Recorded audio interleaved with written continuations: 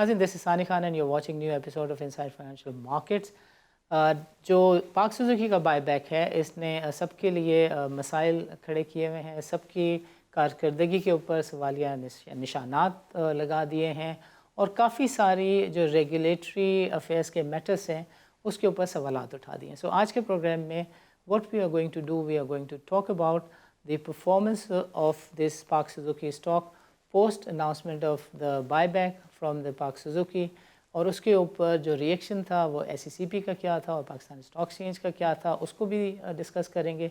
और साथ साथ ये भी देखेंगे कि बायबैक के अनाउंसमेंट के साथ ही निसार डंका का जो बेटा है नदीम निसार, उसने एक ऑफिशियल कंप्लेन लॉन्च कर दी स्टॉक एक्सचेंज के ख़िलाफ़ कि ये जो प्राइस निकली है बायबैक की, इससे वो मुतमईन नहीं है, क्योंकि कानून में लिखा हुआ है कि 10% तक जो है वो माइनॉरिटी शेयर होल्डर्स होते हैं। उन्होंने 15% शेयर बाज़ार से उठा लिए post announcement of the buyback. और फिर अब ये मामला जो है ऐसा लगता है कि this is matter is between the Pak Suzuki and Nadeem Nisar, और जो एक्चुअल छोटा सरमायाकार है वो पता नहीं उसका इंटरेस्ट कहाँ गायब हुआ है। सो लीगली आज हम डिस्कस करेंगे चीज़ों को। पहले जहारा के साथ, फिर मार्केट का व्यू लेंगे यूसुफ के साथ। So in the first segment let's talk to Zahara. She is a corporate adviser, chartered accountant. Zahara, welcome to the show and अस्सलाम वालेकुम। वालेकुम अस्सलाम, thank you very much. Is by profession I am a chartered accountant जी, बस thank you very much for fantastic, introducing. Fantastic, great. So आप advice करती रहती हैं फाइनेंशियल एडवाइजरी साइड पर भी, and there are number of players of the market who understand her, who understand her work. So जहारा साहबा, मैं चाहूँगा कि आप थोड़ा सा रोशनी डालें buyback in terms of Pakistani regulation. How do you look at them? How do they protect investors' interest? But before that, I would want you to kindly cover कि जो रेगुलेशन है 2019 की, वो इस प्रोसेस को कैसे डिफ़ाइन करती है। बिल्कुल ठीक है, बहुत शुक्रिया Saani sahab, thank you very much for having me on your show. Buybacks ji basically दो फ्रेमवर्क्स इनको कवर करते हैं। एक तो हमारा कंपनीज एक्ट है 2017 का, और बायबैक ऑफ शेयर्स रेगुलेशंस 2019 के अंडर दिस एक्ट फॉर्मुलेट हुए। एक वो बायबैक है और दूसरा under the Pakistan stock exchange rule book का है। So let me just start of with the companies act 2017 का जो बायबैक का प्रोसेस है। तो इसमें एक लिस्टेड कंपनी भी बायबैक इनिशिएट कर सकती है, अनलिस्टेड कंपनी भी इनिशिएट कर सकती है, और प्राइवेट कंपनी भी बायबैक इनिशिएट कर सकती है। For example if we start talking about a listed company, तो उसका ये प्रोसेस होता है कि उसके ख्याल में कि स्टॉक मार्केट्स उसको शेयर्स उठाने हैं, maybe to regulate the price of its stock. तो उसको इजाजत है 20% ऑफ इट्स शेयर कैपिटल का ट्रेजरी स्टॉक उठाने के। जो वो बायबैक कर लेता है शेयर्स मार्केट से, उसको एज अ ट्रेजरी स्टॉक अपनी बैलेंस शीट पे दिखा देता है, राइट। और उस उनको वोटिंग राइट्स उन शेयर्स के फ्रीज हो जाते हैं। उनको कैश डिविडेंड उस शेयर्स का नहीं मिलता, बट बोनस शेयर्स उस रिस्पेक्ट में इशू हो सकते हैं। तो इसका प्रोसेस ये होता है कि पहले वो एक बोर्ड मीटिंग कॉल करते हैं, फिर 45 डेज के अंदर अंदर उनके पास टाइम है एक EOGM extra ordinary general meeting या शेयर होल्डर्स की AGM होल्ड करने के लिए, ताकि वो एक स्पेशल रेजोल्यूशन पास करें 75% मेजॉरिटी ऑफ शेयर होल्डर्स के साथ अपने बायबैक का प्लान अप्रूव कराने के लिए। उसमें वो शेयर होल्डर्स को बताते हैं कि वो कितना फीसद बायबैक कर रहे हैं और वो क्यों बायबैक कर रहे हैं और इसका क्या फायदा होगा उन शेयर होल्डर्स को। फिर इसकी जो प्राइस होती है जी, वो स्पॉट के ऊपर ही होती है। मतलब ये है कि जो स्टॉक एक्सचेंज की उस दिन के ऊपर प्राइस होती है ट्रेडिंग की, उसी प्राइस के ऊपर ये बायबैक शेयर होल्डर से ये शेयर्स उठाए जाते हैं। परचेस का जो पीरियड होता है, बायबैक का जो पीरियड लॉ ने डिफाइन किया है, वो 180 दिन है जी। उसके अंदर अंदर ये बायबैक इनको करना होता है। इसमें एक चीज कानून ने डिसअलाउ की है, NDM मार्केट है, उसमें यह है कि ऑफ द स्टॉक एक्सचेंज कोई डील नहीं हो सकती ट्रेजरी स्टॉक खरीदने के लिए। तो नेगोशिएबल डील मार्केट में ये स्टॉक परचेज नहीं हो सकता, ये through the stock exchange at spot rate ही हो सकता है। और जो अगर प्राइवेट कंपनी और अनलिस्टेड पब्लिक कंपनी इस प्रोसीजर के थ्रू गुजरे, तो उसके लिए मैंडेटरी है कि वो जो स्टॉक उठाती है उसको कैंसिल करेगी। लिस्टेड कंपनी के पास चॉइस है कि उसको एज अ ट्रेजरी स्टॉक दिखाए, कैंसिल या कैंसिल कर ले, बट प्राइवेट कंपनी को डेफिनेटली इसको कैंसिल करना होता है। अगर मैं अंदाजा लगाऊं, इस पूरा procedure takes around 7.5 to 8 months for this sort of buyback to take place. और जो दूसरे तरीके का बायबैक है that is through the Pakistan stock exchange rule book. तो उसमें उसमें ये है जी कि उसमें ये रिस्ट्रिक्शन नहीं होती कि 20% ट्रेजरी स्टॉक बंदा खरीदे ना। उसमें एक लिस्टेड कंपनी है, वो उसका ख्याल है कि उसके शेयर होल्डर्स के लिए बेहतर है कि वो जितना भी फ्लोट है 90% उसकी लिमिट है, 90% फ्लोट वो उठा ले मार्केट से। और उसके एक रूल्स हैं, उसकी प्राइस स्पॉट के ऊपर नहीं होती। हमारे स्टॉक एक्सचेंज के रूल्स में 5 डिफरेंट मेथोडोलॉजीज दी हुई हैं इस स्टॉक को प्राइस करने के लिए। I can just quickly go through them आसान लफ्जों में। एक ये है कि ये अब इन 5 प्राइसेस में जो हाईएस्ट प्राइस होती है उसी के ऊपर स्टॉक खरीदा जाता है। एक ये है कि weighted average closing market price होती है पिछले 5 प्रीसीडिंग दिनों की। दूसरा ये है कि लॉन्ग टर्म इन्होंने हिस्ट्री डाल दी है कि 3 साल का पिछला वेटेड एवरेज मार्केट प्राइस का शेयर स्टॉक का प्राइस ले लें उस कंपनी का। तीसरा है इंट्रिंसिक वैल्यू पर शेयर जो कि पाक सुजुकी ने लिया है। उसमें यह है कि जो उस कंपनी के एसेट्स होते हैं वो रीवैल्यू हो जाते हैं एट टुडेज मार्केट वैल्यू, तो उसमें फेयर वैल्यू इनकॉर्पोरेट हो जाती है एसेट की, तो थोड़ी स्टॉक की प्राइस बढ़ जाती है। चौथा है प्राइस अर्निंग मल्टीपल अप्रोच। और पांचवा है कि अगर किसी स्पॉन्सर ने परचेज किए हैं ओपन मार्केट से पिछले 1 साल में, उस वो किस कीमत पे परचेज किए हैं। इन 5 मेथोडोलॉजीज में से जो हाईएस्ट प्राइस है उसी के ऊपर जो कंपनी है जो बायबैक करना चाहती है वो प्राइस अनाउंस करती है। जब वो प्राइस अनाउंस करती है इमीडिएटली उसको स्टॉक एक्सचेंज को बताना होता है कि हम इतने फीसद शेयर्स और इस प्राइस के ऊपर खरीदना चाह रहे हैं। फिर स्टॉक एक्सचेंज डिसाइड करता है कि वो इसमें कितना प्रीमियम लगाता है। ना मेरे नजदीक, हाँ आपने माइनॉरिटी शेयर होल्डर्स की भी बात की है, मेरे नजदीक अब ये एकदम से स्पेक्युलेटिव ट्रेडिंग इसमें शुरू हो जाती है soon as the announcement is made of a voluntary delisting. So when I was going through the rules I felt कि हर जगह तो उन्होंने टाइमलाइन डिफाइन की है, बट यहाँ टाइमलाइन नहीं डिफाइन की कि अगर एक कंपनी अनाउंस कर देती है वॉलंटरी डीलिस्टिंग वो, और फिर स्टॉक एक्सचेंज को कितना टाइम है to come back to the company and say कि नहीं we don't agree with this price, we agree with this price. That time period should be defined. अगर वो अनडिफाइंड रखी उसमें इतनी स्पेक्युलेटिव ट्रेडिंग हो गई है, जैसे पाक सुजुकी में अगर 406 का आई बिलीव अनाउंस हुआ था और 609 पे क्लोज हुआ है, तो बहुत ज्यादा स्पेक्युलेटिव ट्रेडिंग हो जाती है। तो I believe minority share holders के इंटरेस्ट के लिए अगर ये भी लॉ डिफाइन कर लेना कि महीने के अंदर कर ले या कोई टाइम लिमिट सेटअप कर ले, तो स्पेक्युलेटिव ट्रेडिंग थोड़ी कम हो जाती है। अब इसमें यह है कि 90% जरूरी है स्पॉन्सर को लेना, वरना फिर ये और वो प्राइस जो स्टॉक एक्सचेंज ने डिसाइड किया उसके ऊपर ही स्पॉन्सर को कमिट करना है कि मैं 90% शेयर इस प्राइस पे लेता हूँ। फिर वो शेयर होल्डर मीटिंग कॉल करता है ना, उस शेयर होल्डर मीटिंग में अगर 90% लोग ऑफर कर दें उनको stock at the price that the stock exchange has agreed to, तो ये वॉलंटरी डीलिस्टिंग हो जाती है। अगर 90% वो उनको ना ऑफर हो तो फिर ये पूरा प्रोसेस खत्म हो जाता है, फिर वॉलंटरी डीलिस्टिंग नहीं हो सकती। तो ये बेसिकली प्रोसीजर है जी। This takes around 5 months all in all. It really makes sense. A real insightful process which is defined in the regulation and a fantastic overview. जो आपने बातचीत कही उससे जो एक रेलेवेंस बन रही है मार्केट की, बहरहाल वो ये बन रही है कि बिल्कुल आपने ठीक पॉइंट आउट किया कि जब टाइमलाइन डिफाइन नहीं है तो इसके अंदर ह्यूज स्पेकुलेशंस हो जाती हैं, जैसा कि हमने पाक सुजुकी के अंदर देखा। और फिर हमने फाइनली ये भी देखा कि उसका पीक ये था कि नदीम निसार जिसने 10% इस अनाउंसमेंट आने के बाद उसने 3-4 दिनों में मार्केट से वही वाले कानून का फ़ायदा उठाते हुए 10% शेयर उठाए, और फिर 2000, 3000, 4000 शेयर वाले भी और मेपल लीफ को भी और इसको भी काफ़ी सारे लोगों को उसने साथ मिला लिया। और फिर उसने एक कंप्लेनेंट बनकर SEC में कंप्लेन फाइल कर दी कि भाई ये जो इसकी प्राइस है ये 400 रुपये नहीं, 600 रुपये नहीं, बल्कि 1200 रुपये होनी चाहिए। And all that happen because के रेगुलेशंस जो हैं वो टाइट नहीं है। जहाँ आपसे बातचीत का सिलसिला हम दोबारा से रिज्यूम करेंगे but right after a short break, और हम चाहेंगे कि माइनॉरिटी शेयर होल्डर्स के इंटरेस्ट पे भी आप बातचीत करें और इस बात को भी थोड़ा समझाने की कोशिश करें कि रेगुलेटर के पास वो कौन से इख्तियारात हैं और किस सूरत में वो इन इख्तियारात को इस्तेमाल कर सकता है कि वो किसी लिस्टेड कंपनी को कहे कि आपको डीलिस्ट होना है फोर्सफुली। सो नाज़रीन, don't go nowhere, let's meet after a short break.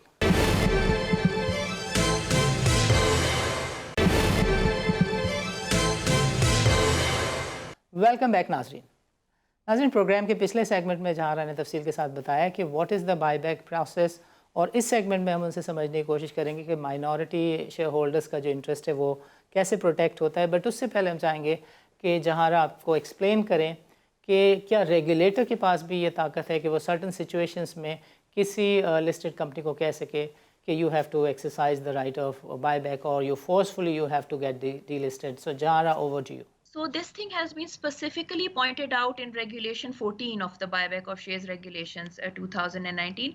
इसमें एक sweeping power Securities and Exchange Commission of Pakistan को दी गई है कि the commission on its own motion, if it's satisfied या upon a complaint that it receives, वो अगर उसके हाल में पर interest of share holders of the purchasing company में ये नहीं है बायबैक, या उसके ख्याल में जनरल मार्केट इंटरेस्ट में नहीं है, या इंटरेस्ट ऑफ इन्वेस्टर्स में ये डील नहीं है, तो वो अब्यूज ऑफ लॉ और उसके लिए ये पूरे प्रोसेस को ये कैंसिल कर सकती है। और उसमें एक लाइन जी ये भी है, एक स्वीपिंग पावर्स उसको दिए कि commission can carry out such steps as are necessary to rectify the situation. Completely sweeping powers हैं उसके पास। तो if it feels that this is not in the interest of the market, the commission has got this veto power of cancelling this transaction all in all. And the issuer has no power whatsoever to have it checked or raise it in the court or seek any remedy? जी वो तो है जी, तो that is, so then वो तो different steps हैं, the issuer then is given an opportunity of being heard, फिर वो इनका अपना appeals process है, उसके बाद फिर कोर्ट में जाता है। That's the full process which is followed. Makes sense. How about the minority interest का जो शेयर होल्डर्स है, माइनॉरिटी शेयर होल्डर्स, उसका इंटरेस्ट वो कैसे प्रोटेक्ट करती है हमारी रेगुलेशंस? मेरे ख्याल में तो जी जितना अगर मैं अपनी जहन इस्तेमाल करके बताऊं तो देखिए, एक तो ये कि उन्होंने कहा है कि स्पॉट के ऊपर खरीदें, ठीक है ना, जो कि जो मैंने पहला प्रोसेस आपको बायबैक का बताया था, तो उसमें नेगोशिएटेड डील मार्केट को उन्होंने आउट कर दिया है। तो जो स्पॉट के ऊपर प्राइस है वो उसी के ऊपर बंदा खरीदता है। दूसरा, I had mention to you के ये जो टाइम है इसको हमें कर्टेल करना चाहिए। 7, 8, 9 महीने is too long, like you mentioned ये पार्क सुजुकी का। इफ आई कैलकुलेट, अगर चलो 400 पे अनाउंस किया, 600 पे स्टॉक एक्सचेंज ने बताया, I think minority share holder ने 877 रुपीज का ये शेयर उठाया है। इफ आई वर्क बैक, तो why would they sell, why would they something which they have picked up at 800 रुपए, why would they sell it at 600 rupees? So वो इतनी hype और स्पेकुलेशन हो गई है कि तो माइनॉरिटी शेयर होल्डर्स इतने नहीं वेल वर्स्ड होते ना, लाइक इन्फॉर्म्ड इन्वेस्टर की तरह। उन्होंने थिंकिंग कि वो 400, क्या पता वो 900 1200 जैसे बताया, उस पे हो जाएगी, मैं 800 का उठा लूं। एंड सी जहारा, at the end of the day अभी माइनॉरिटी शेयर होल्डर किसी इक्वेशन में ही नहीं रहा, बिकॉज वो 10% से ज़्यादा शेयर्स एक और बड़ा प्लेयर लेकर साइड में बैठ गया है कि मेरे बगैर कुछ नहीं हो सकता, और दूसरी तरफ वो लोग हैं जिन्होंने बायबैक करना है। सो एक्चुअली वो दोनों मिलके प्राइस को कहीं भी ले जा सकते हैं, और माइनॉरिटी जो actual genuine minority share holder उसके साथ कुछ भी कर सकते हैं। ऐसे you agree with that? I would sort of kind of देखें ना, भाई लॉ में तो उन्होंने बता दिया कि this the price cannot go beyond what the stock exchange committee has decided. So the price is now 609 rupees. So now if he has bought it at 877, he can block the transaction because he's not over 10%. और ये भी तो देखें ना कि PSX की website के ऊपर इस वॉलंटियर डीलिस्टिंग कमेटी के जो मेंबर्स हैं उनके नाम नहीं हैं, बाकी सारी कमेटीज के डिस्क्लोजर्स हैं, इसके नहीं है। और लोग ये भी कह रहे हैं कि भाई अगर इनका भी अपना कोई इंटरेस्ट है, या ये भी अगर किसी के लिए एक्ट अपॉन कर रहे हैं, तो उसमें भी माइनॉरिटी जो शेयर होल्डर है उसका कई इंटरेस्ट प्रोटेक्ट होता हुआ नहीं नज़र आता। हालांकि सबसे प्रॉपर डिस्क्लोजर की रिक्वायरमेंट आई थिंक ये होनी चाहिए कि जो इंसान इस कमेटी को बैठ के चला रहे हैं और फैसले कर रहे हैं, और उनके नामों को भी डिस्क्लोज होना चाहिए, उनके इंटरेस्ट को भी डिस्क्लोज होना चाहिए। डिस्क्लोजर एंड ट्रांसपेरेंसी तो हर केस में मैं एडवोकेट करती हूँ, जरूर होना चाहिए। बट जितना हमारा वो है एक्सपेक्टेशन है फ्रॉम द स्टॉक मार्केट, वो तो ये है कि they protect minority share holders. मैं खुद SECP के, not stock exchange but SECP की एम्प्लॉय रह चुकी हूँ, और हमेशा जी हमें यही समझाया गया था कि take into account the interests of the minority shareholders and balance it with the majority shareholders. So I really can't comment कि उस कमिटी में कौन बैठे, उसके क्या इंटरेस्ट है। However, I would like emphasize maybe the third time in your program is that why did they not define the time period? Yes. They can take as long as they like. It should not be the case. Every single thing has been documented. AGM 45 days में होनी चाहिए, वो जो counter offer है 10 दिन के अंदर approve होनी चाहिए, राइट, राइट। 60 दिन के अंदर वो बायबैक का प्रोसीजर, बट स्टॉक एक्सचेंज को जो खुद काम करना है उसकी कोई उसकी टाइम क्यों है, नहीं टाइम लिमिट डिफाइन कीजिए, वो करनी चाहिए। रियली तो वो make that sense. Will help. That yes, that that will makes a help the lot of process. Sense. मुझे ये भी ज़रा बताएं कि ये जो इसका रेगुलेटरी एम्बिट है वो किस तरीके का है, लॉ क्या है, रेगुलेशन क्या है, और जो गार्जियन है of the law and the regulation वो कौन सी एजेंसीज है? तो वो ये ऐसा होता है जी कि एक्ट, कंपनीज एक्ट 2017 सुपीरियर है, क्योंकि वो एक राइट, एक्ट है। राइट, उसके नीचे फिर रूल्स बनते हैं जी, राइट। सब्सिडियरी रूल्स, रूल्स के नीचे फिर रेगुलेशंस है, रेगुलेशंस के नीचे फिर गाइडलाइंस आती हैं। तो ये इसका हायरार्की है जी, So लीगल। for तो अगर buyback, we don't have guidelines. We do have regulations available. Yes, that is correct, that is correct, And that is correct. So regulations दोस के आर लिए supreme. apex regulator is the SEC and frontline regulator is PSX. That's correct जी। Fantastic. PSX के rules हैं जी। Yes, that's correct, it's the front line regulator जी। Understood, understood. Finally, we would want you to kindly comment ये जो present scenario है park Suzuki का, इसको आपने जितना भी देखा है इसके ऊपर we would want you to kindly comment। और ये जो आप कह रही हैं कि टाइम फ्रेम डिफाइन होना चाहिए, इसके अलावा भी अगर कोई सजेशंस आप देना चाहें कि बायबैक में जो माइनॉरिटी शेयर होल्डर्स हैं उसके इंटरेस्ट को प्रोटेक्ट करने के लिए फला मेजर्स लेने चाहिए, तो हमारा प्लेटफॉर्म हाजिर है, प्लीज़। जरूर जी, thank you. I won't take much of your time, but मैं जनरली सिंस पार्क सुजुकी है तो चले मैं ऑटो सेक्टर के ऊपर बात राइट, कर लेती हूँ ना। तो इनके जब मैं आप अनाउंसमेंट्स देखते आ रहे हैं, पिछले साल से ये प्लांट शटडाउन अनाउंस कर रहे हैं। देव पहले मोटरसाइकिल का प्लांट शट डाउन किया, फिर राइट, उन्होंने ऑटोमोबाइल का प्लांट शट डाउन किया। रीजन क्या दिया कि इनके पास रॉ मटेरियल नहीं था इंपोर्ट राइट, करने का, ठीक है राइट, ना। अगर इनके पास रॉ मटेरियल नहीं है इंपोर्ट करने का, तो ये कैसे गाड़ियां बनाएंगे? आई टेल यू जी, I think there is a disconnect between the policy makers and the business community. Right, now the policy makers which is our government, they उन्होंने रिस्ट्रिक्ट कर दिया कि ऑटो सेक्टर इंपोर्ट्स को उन्होंने restrict कर दिया अपना करंट अकाउंट डेफिसिट को कम करने के लिए, ठीक है ना। राइट, आप मुझे बताएं, अगर इंपोर्ट नहीं होगा जी, तो प्रोडक्ट कैसे बनेगा और एक्सपोर्ट कैसे होगा? राइट, एक उन्होंने इंपोर्ट बंद किया, प्लस उन्होंने गाड़ियों के ऊपर एक्सपोर्ट का कोटा लगा दिया या, कि 2% एक्सपोर्ट्स आपकी होनी चाहिए इन 2023। या, if you can't import the raw material, if you how are can, enable to manufacture the product, how can you export? या, एंड चलो ठीक है, you have put in this export criteria, but just look at it, we have a left hand drive. हमारे इर्द गिर्द कितने mobile है जिसमें लेफ्ट हैंड ड्राइव है, left hand right, right drive, बहुत ज्यादा टेक्निकल या, जी या, हमारी वो है। सो या, पार्क सुजुकी के जो लॉसेस के रीजंस मैं देख रही हूँ, and then I also study their finances, जो इनको कहीं जिक्र नहीं हुआ कि उनका फाइनेंस कॉस्ट, अगर आप 30 जून 2023 के अकाउंट्स देखें, 1 बिलियन से 10 बिलियन हो गया, राइट, 10 गुना ज्यादा बढ़ गया, ठीक है, पॉलिसी रेट बढ़ गया।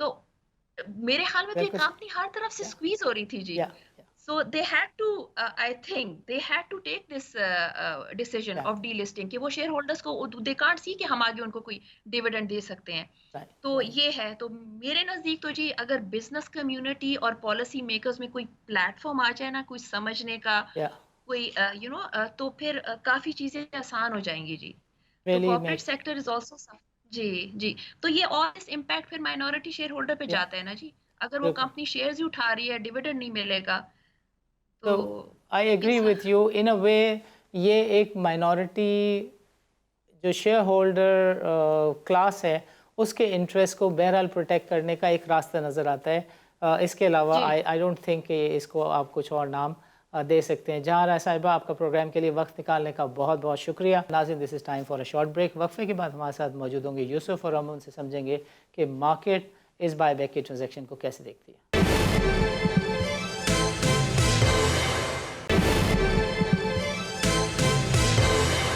वेलकम बैक नाजरीन। नाजरीन, प्रोग्राम के पिछले सेगमेंट में जहां आरा ने तफसील के साथ बताया कि बायबैक का प्रोसेस क्या है और इसका रेगुलेटरी एम्बिट क्या है, और उन्होंने वजूहात पॉइंट आउट की जिसकी वजह से थोड़ी बहुत मैनिपुलेशन हुई है और जो रिटेल सेगमेंट का इन्वेस्टर है उसके साथ किसी हद तक ज़्यादती हुई है। प्रोग्राम के इस सेगमेंट में हमारे साथ मौजूद हैं यूसुफ ऑफ चेस सिक्योरिटीज़। इनसे हम समझेंगे कि मार्केट का इसके ऊपर क्या व्यू है, वेदर इन्वेस्टर के साथ ज़्यादती हुई है या नहीं हुई है।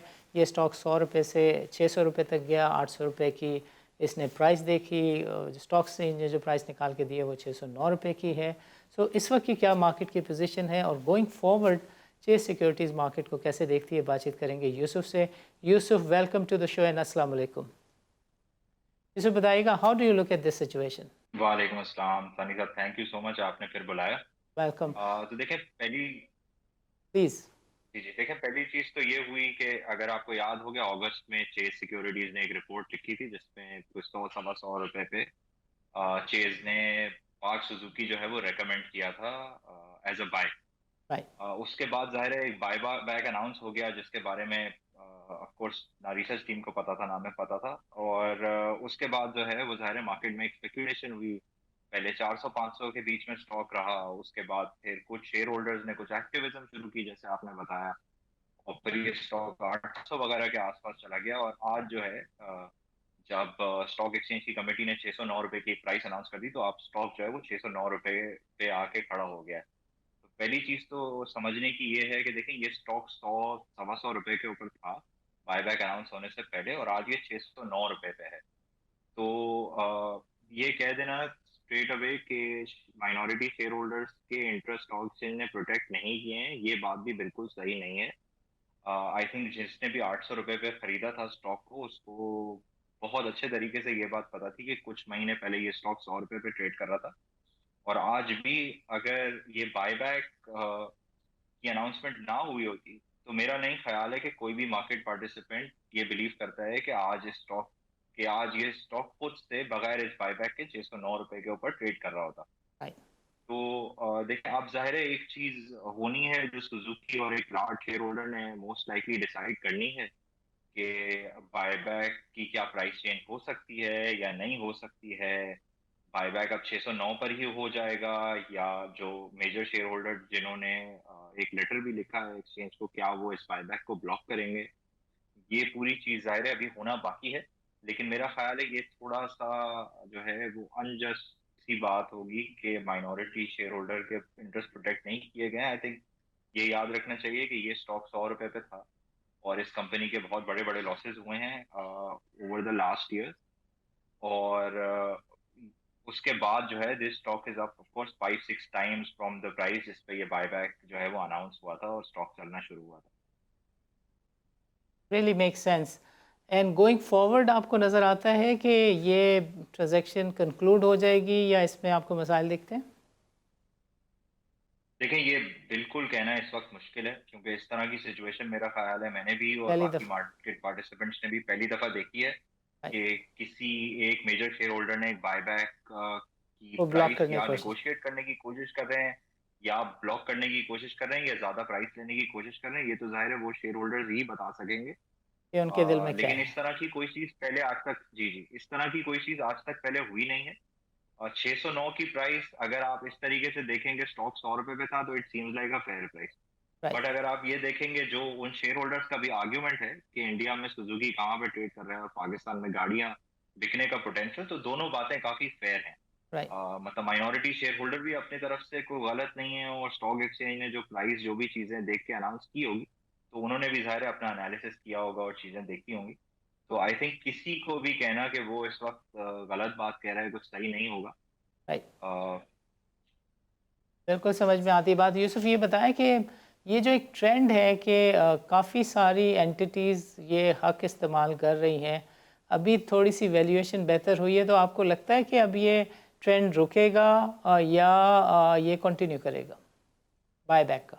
देखें बायबैक्स और डीलिस्टिंग्स जनरली कंपनीज को फाइनेंशियल सेंस उस वक्त बनती है जब स्टॉक मार्केट बहुत सस्ती होती है। और राइट। अभी भी स्टॉक मार्केट बहुत सस्ती है, तो कंटिन्यू ये कंटिन्यू रह सकता है कि कुछ लोग जो है वो अपने स्टॉक्स बाय बैक करते रहे हैं, और कुछ लोग जो है वो डीलिस्ट करने की कोशिश करें। और ये हमने इस दफा पहली दफा बहुत ही एक बड़ा फ्लो ऑफ बायबैक्स देखा है, जिसमें बहुत सारी कंपनी ने, lucky cement, cohort cement, maple leaf cement, park Suzuki ने डीलिस्टिंग की कोशिश कर रहा है पार्क सुजुकी। तो बहुत सारी कंपनीज हैं इवन बिसाइड्स पार्क सुजुकी जो डी लिस्ट नहीं तो एटलीस्ट अपने शेयर्स बायबैक करिए, क्योंकि स्टॉक उनको सस्ता लगा।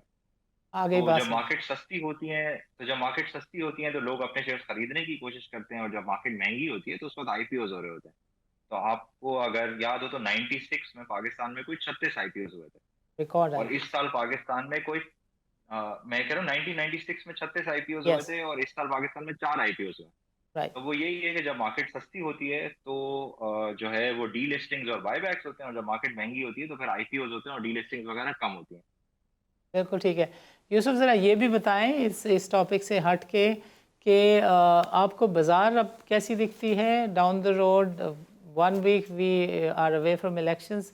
आपको गोइंग फॉरवर्ड दिखते हैं हालात बेहतर होते हुए पाकिस्तान की मईशत के, और वो ट्रांसलेट होते हुए into good index numbers at PSX? देखें, अभी हमने लास्ट जे सिक्योरिटीज ने एक स्ट्रेटजी रिपोर्ट पब्लिश की थी, जिसके अंदर उसके स्टार्ट में हमने एक्सप्लेन करने की कोशिश की थी कि क्या ऐसे फैक्टर्स होते हैं जिनसे मार्केट जो है वो कंटिन्यूअसली बढ़ती रहती है। और उसके अंदर जो सबसे बड़ा फैक्टर है वो करंट अकाउंट पॉजिटिव होना। राइट। और करंट अकाउंट दिसंबर में 400 मिलियन का सरप्लस था। अभी भी बज़ाहिर इस महीने की भी जो अभी गौहर एजाज साहब ने आज ही ट्वीट की है, तो जो ट्रेड के नंबर्स लग रहे हैं उससे यही लग रहा है कि अभी इस महीने भी पाकिस्तान में करंट अकाउंट सरप्लस हो सकता है। अगर करंट अकाउंट सरप्लस पाकिस्तान में होते रहते हैं तो बहुत हाई चांसेस रहेंगे इन्फ्लेशन नंबर्स के नीचे आने के और करेंसी के स्टेबल रहने के, या थोड़ा बहुत करेंसी के स्ट्रेंथन होने के। तो अगर इंटरेस्ट रेट्स नीचे आएंगे और करंट अकाउंट पॉजिटिव रहेगा तो बहुत अच्छे चांसेस है कि मार्केट बढ़ती रहे। सिर्फ एक जो मेजर रिस्क है इस वक्त जिसकी वजह से मार्केट ने अभी एक करेक्शन भी ली है और मार्केट में कुछ वॉलेटिलिटी है, वो है कि खुदा ना खास्ता बहुत ज्यादा इलेक्शन के बाद हालात खराब ना या, हो जाए। क्योंकि राइट। हम जिस किस्म की इस वक्त पॉलिटिकल सिचुएशन देख रहे हैं, तो या, इन्वेस्टर्स जाहिर है जिटरी हो रहे होते हैं इस वक्त। या, इन्वेस्टर्स को सर्टनिटी चाहिए होती है राइट। स्टॉक्स बाय करके होल्ड करने की। तो इस वक्त वो सर्टनिटी क्योंकि मौजूद नहीं है, जिसकी वजह से जो है वो इन्वेस्टर्स परेशान है और आप मार्केट में ये वॉलेटिलिटी देख रहे हैं। लेकिन आप इकोनॉमी वाली साइड पे देखें, आप अगर गवर्नमेंट का भी नंबर देखें तो पिछले 6 महीने में हुकूमत पाकिस्तान ने प्राइमरी सरप्लस किया 1.8 ट्रिलियन का। या, आईएमएफ का टारगेट कुछ 400-500 बिलियन रुपए का था और गवर्नमेंट ने 1.8 ट्रिलियन का सरप्लस कर दिया। राइट, तो राइट। गवर्नमेंट ने इस वक्त ब्रेक्स लगाए हैं अपनी स्पेंडिंग के ऊपर ताकि इन्फ्लेशन कंट्रोल में आ जाए। मेक और सेंस। इस महीने भी जो इन्फ्लेशन का नंबर बुरा आने की वजह है वो यही है कि देखें, इस महीने मुर्गी के, टमाटर के, प्याज की प्राइसेस बहुत बढ़ गई हैं। और राइट। ये सीजनल प्राइस इंक्रीजेस होते हैं जो फिर वापस रिवर्स भी हो जाते हैं। बिल्कुल, तो हमें बिल्कुल। यही लगता है कि आगे जाके अगर अगर हालात सही रहते हैं तो आगे जाके इन्फ्लेशन भी नीचे आ जाएगी, अर्निंग्स भी बढ़ती रहेंगी और मार्केट भी इंशाल्लाह बढ़ती रहेगी। बस बहुत जरूरी है कि पॉलिटिकल हालात जो हैं वो स्टेबल रहें।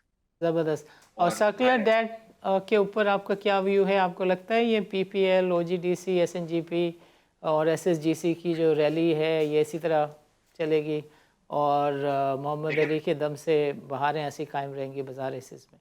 देखिए अगर उस पर क्लैरिटी नहीं भी आती ना या, पुराने सर्कुलर डेट पे, जिसके ऊपर भी जिसको क्लियर करने पे भी काम हो रहा है और बड़ा या, डिविडेंड भी आ सकता है, राइट। अगर उस पर क्लैरिटी नहीं भी आती तो भी जो जो एटलीस्ट नया अगर सर्कुलर डेट क्रू होना बंद हो जाता है तो भी इन कंपनीज की अर्निंग्स ऐसी हैं कि ये स्टॉक्स जो हैं वो सस्ते लगेंगे आपको इनकी अर्निंग्स के ऊपर, यानी अगर ये पे आउट ओजीडीसी करना। 150 रुपये में भी सस्ता है आपकी नज़र में? सर मैं ये कह रहा हूँ कि पूरी चीज को एनालाइज करना चाहिए। ये ओजीडीसी के अंदर जो एक जो जो एक चीज समझने की है वो ये है कि देखिए, जब 2005-6 में जिस वक्त लोग ओजीडीसी को देख रहे होते थे तो आगे ओजीडीसी के ऑयल रिजर्व्स के ऊपर एक विजिबिलिटी होती थी। जाहिर या, है ओजीडीसी ने पिछले 15-18 साल से सर्कुलर डेट की वजह से नए वेल्थ में इन्वेस्ट नहीं किया है। यस, तो जो ओजीडीसी के वेल्थ की लाइफ है वो अब बहुत कम हो गई है। तो या, इस बात को भी मद्देनजर रखना चाहिए इन्वेस्टर्स को कि ओजी के पास कितने साल और ये तेल ओजी निकाल सकेगा अगर ओजी और इन्वेस्ट नहीं करता। ज़बरदस्त। तो अगर सर्कुलर डेट क्लियर हो जाता है तो ओजीडीसी नए वेल्थ में भी इन्वेस्ट कर सकता है और नई डिस्कवरीज भी पाकिस्तान में हो सकती है। Make sense, make sense. Yusuf, आपका प्रोग्राम के लिए वक्त निकालने का बहुत बहुत शुक्रिया। यूसुफ, आपका प्रोग्राम के लिए वक्त निकालने का बहुत बहुत शुक्रिया। नाज़रीन, आज के प्रोग्राम में शरीक गुफ्तगू रही जहांआरा मजीद ने ज्वाइन किया था यूसुफ और चेस सिक्योरिटीज़ ने। जहांआरा ने हमें तफसील के साथ बताया कि जो रेगुलेटरी इन्वायरमेंट है बायबैक के लिए वो किस तरह का है, और उन्होंने पॉइंट आउट भी किया कि there are certain places where we can see strong lapses in the regulation, जिसकी वजह से जो स्मॉल शेयर होल्डर्स हैं, माइनॉरिटी शेयर होल्डर्स हैं, उनके मफादात का सही तरीके से तहफ़्फ़ुज़ नहीं हो पाता। उन्होंने कहा कि जो ज़िम्मेदारी स्टॉक एक्सचेंज की है कि जहाँ पर ये प्रोसेस स्टार्ट होने से एंड होने तक की कोई टाइमलाइन होनी चाहिए, जहाँ पे स्टॉक एक्सचेंज की ज़िम्मेदारी है, सिवाय उसके बाकी सब जगहों पर 20 दिन, 25 दिन, 2.5 महीने की टाइमलाइंस मौजूद हैं। लेकिन जहाँ स्टॉक एक्सचेंज की ज़िम्मेदारी आती है वहाँ पर टाइमलाइंस मौजूद नहीं है। यही वजह है कि बाज़ार में मैनिपुलेशन होती है, और जो स्पार्क सुजुकी का स्टॉक है इसके अंदर भी एक लार्ज स्केल मैनिपुलेशन देखने में आई। और अब सिचुएशन ये है कि 609 रुपये की प्राइस निकाली है स्टॉक एक्सचेंज की कमेटी ने, और जो इन्वेस्टर है वो ये कहता है कि ये हम 800 रुपये में स्टॉक लेके बैठे हुए हैं। एक तरफ नदीम निसार है और उसका ग्रुप है जो कि निसार डंका का बेटा है, और इन्होंने को 15% शेयर्स अपने हाथ में रखकर SECP में ऑफिशियल कंप्लेंट लॉन्च कर दी है। और इनका व्यू ये है कि ये और पाक सुजुकी मिलकर डिसाइड करेंगे कि किस प्राइस के ऊपर पाक सुजुकी जो है वो वापस अपने स्टॉक्स को, शेयर्स को बायबैक कर सकता है। So actual minority share holders का इंटरेस्ट कहाँ जाता है, ये एक बहुत बड़ा सवालिया निशान है। और हम देखेंगे कि शमशाद अख्तर, PSX का बोर्ड और SECP इस मसले को कैसे देखता है। अगले हफ्ते इलेक्शंस होते हैं नहीं होते हैं, ये एक बहुत बड़ा सवालिया निशान है।